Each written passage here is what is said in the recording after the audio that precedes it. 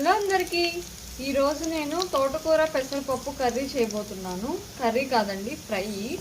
So ముందుగా కడాయిలో తాలింపు దినుసులు వేసుకొని బాగా కొంచెం చిటపడమన్నాక ఉల్లిపాయ పచ్చిమిర్చి వేసి ఫ్రై చేసుకోవాలి.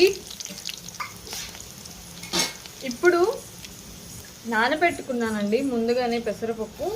ఇవి వాటర్ తీసేసి ఇందులో వేసేయాలన్నమాట. పెసరపప్పు వేసేసి మంచిగా ఫ్రై చేసుకోవాలి.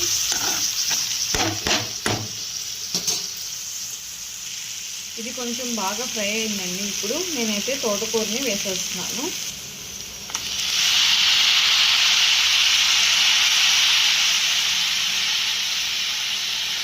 నీట్గా వాష్ చేసుకొని తోటకూరని అయితే వేసేసాను. కొంచెం చిన్నగా కట్ చేసి వేసుకోండి. కాడలు కొంచెం లావుగా ఉంటాయి కదా, అలాంటివి. తోటకూరని మంచిగా వాష్ చేసేసుకొని వేసుకున్నాం కదా. ఇప్పుడు కళ్ళుప్పు వేస్తున్నాను. ఇప్పుడు పసుపు మొత్తం వేసేసుకొని ఇప్పుడు కలిపేసుకోవాలి.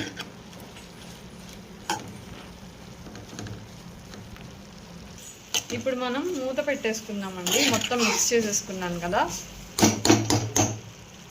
ఒకసారి మూత తీసి చూద్దాం.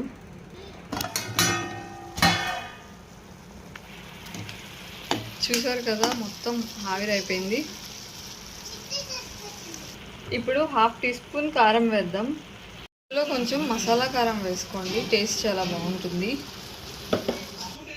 ఇంకా ఫైనల్గా అయిపోయిందండి తోటకూర పెసరపప్పు ఫ్రై. ఈ కర్రీ రైస్లోకి చపాతీస్లోకి చాలా బాగుంటుంది.